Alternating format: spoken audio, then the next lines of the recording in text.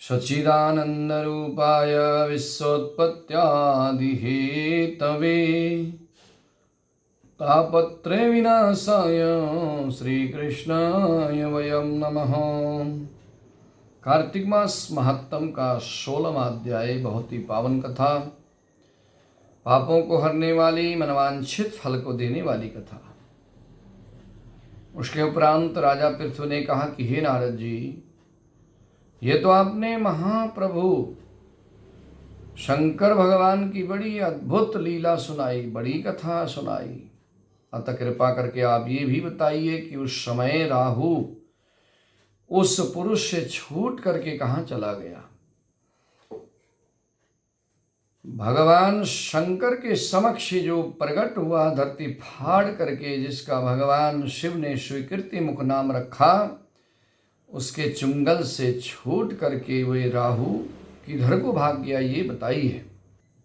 उपरांत नारद जी ने कहा कि उससे छूटने के बाद वे बर्बर नाम से विख्यात हो गया और मानो नया जन्म पाकर उसने अपने आप को धन्य माना तथा वो धीरे धीरे जलंधर के पास जा पहुंचा। वहां जाकर उसने शंकर भगवान की महिमा कही। उसे सुनकर दैत्यराज को बड़ा क्रोध आया, बड़ा क्रोधित हो गया और उसने सब दैत्यों को सेना सजाने की आज्ञा कर डाली कि सेना सजाओ, युद्ध के लिए चलना है। कालनेमी और शुंभ निशुंभ आदि सभी महाबली दैत्य तैयार हो गए।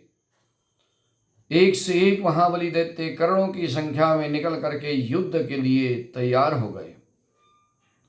महाप्रतापी सिंधुपुत्र जलंधर शिव जी से युद्ध के लिए निकल पड़ा।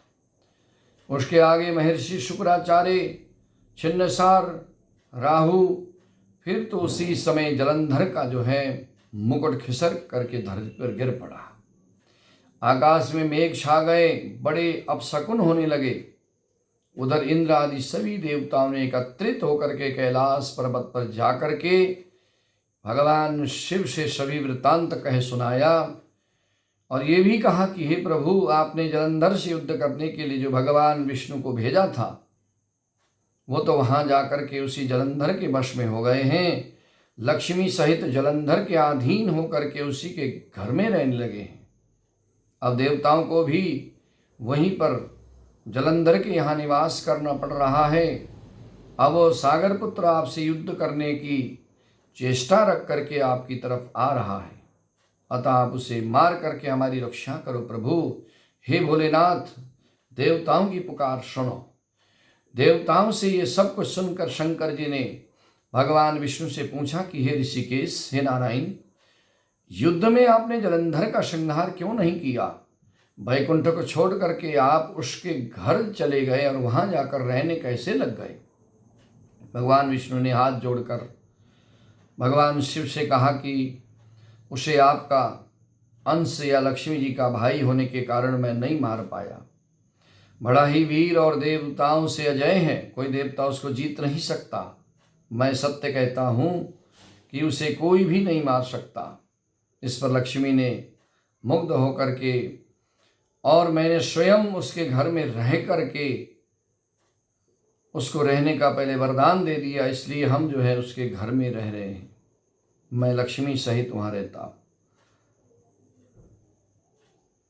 हे सूरवीर विष्णु, आप ये क्या कह रहे हो? भगवान शिव ने कहा कि भगवान, आप क्या कह रहे हो? उस दैत्य जलंधर को मैं अवश्य ही उसका संहार करूंगा, मैं उसको मारूंगा, इसमें कुछ भी संदेह नहीं है।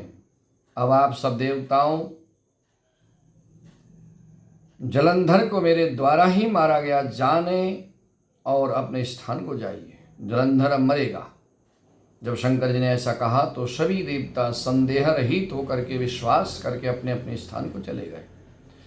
ठीक उसी समय पराक्रमी जलंधर अपने विशाल सेना साथ में लेकर के कैलाश पर्वत पर जाकर के कैलाश पर्वत को घेर करके सिंहनाद करने लगा।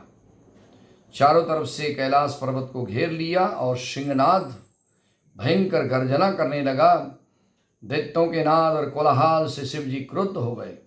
क्रोधित होकर के भगवान शिव ने अपने नंदी आदि गणों को उनके साथ युद्ध करने की आज्ञा करी कि तुम जाकर इनसे युद्ध करो। कैलाश पर्वत के पास भीषण युद्ध होने लगा। दैत्यों ने अनेक प्रकार के अस्त्र शस्त्र वर्षाने शुरू किए। भेरी, मृदंग, शंख, तीरों तथा हाथी घोड़े रथों के शब्द से धरती जो है कांपने लगी। युद्ध में कटकर मरे हुए हाथी, घोड़े और पैदलों का पहाड़ लग गया, जिससे कि युद्ध भूमि और भी आगमय हो गई। दैत्यों के आचार्य श्री शुक्राचार्य जी अपनी मृत संजीवनी विद्या से सभी दैत्यों को जिंदा करने लगे, जीवन दान देने लगे। ये देखकर शिव जी के गण व्याकुल हो गए और उनके पास जाकर के सारा वृत्तांत सुनाया। भगवान शंकर के सामने जाकर वृत्तांत सुनाया कि जो भी राक्षस हम मारते हैं वो दैत्यों के गुरु शुक्राचार्य जी उनको जो है मृत संजीवनी बूटी पिला देते हैं और उनको जीवित कर देते हैं। यह सुनकर भगवान रुद्र के क्रोध की सीमा न रही। भगवान शिव क्रोधित हो गए, अपने भयंकर रूप से सभी दिशाओं को प्रज्वलित करने लगे। फिर तो उस समय उनके मुख से एक बड़ी भयंकर रूप लिए हुए कन्या उत्पन्न हुई, जिसकी दोनों जंघाएं ताल वृक्ष के समान थी।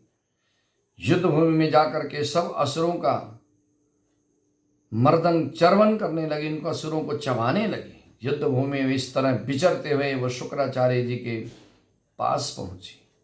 शीघ्र ही उन्हें अपने उदर में गुप्त कर लिया, फिर स्वयं भी अंतर्ध्यान हो गई।